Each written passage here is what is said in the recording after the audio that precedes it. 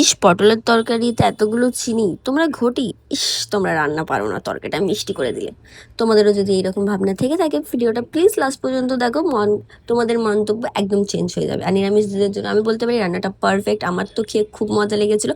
তোমরা একবার ট্রাই করতে পারো, একবার দেখে নাও। জাস্ট মাঝখান থেকে পটলটা এরকম ছিঁড়ে দেবে, আর পটলের ছোকলাগুলো যেরকম ছাড়াই ওরকম ছাড়িয়ে দেবে। তারপর করবে কিনা, পটলটার মনে হচ্ছে বিয়ে, সেরকমভাবে পটলের গায়ে নুন হলুদ মাখিয়ে সাইডে রেখে দাও। তারপর কি করো, একটা টমেটো আর একটা শুকনো লঙ্কা নিয়ে জাস্ট পেস্ট বানিয়ে নর্মাল সাইডে রেখে দেবে।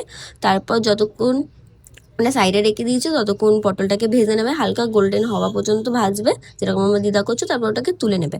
তুলে নেওয়ার পর সেম কড়াই আর সেম তেলের মধ্যে তোমরা একটা দারচিনি আর এলাচ দিয়ে দেবে। দেওয়ার পর ওর মধ্যে কিছু বেসিক মশলা দিয়ে দেবে, যেমন আমার দিদা দিয়েছে হলুদ, তারপরে কি দিল জানো, হ্যাঁ শুকনো লঙ্কা, সরি, আর জিরে গুঁড়ো, এরকম কিছু দিয়েছে। আর ডিটেলসে আমি লিখে দেবো কী কী দিয়েছিল। ওটাকে বেশ ভালোক্ষণ কষাবে যতক্ষণ ওর মধ্যে দিয়ে জল ছাড়ছে। আর যদি এরকম হয়ে যায় তার মধ্যে তেজপাতা দিয়ে দেবে, আমরা ভুলে গেছিলাম লাস্টে দিয়েছি।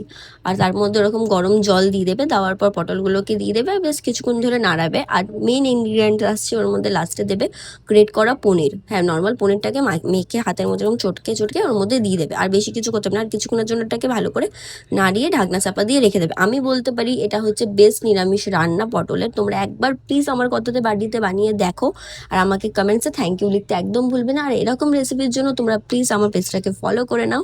আর কেমন লাগলো খেতে অবশ্যই আমাকে কমেন্টস করে জানাবে। Thank you so much.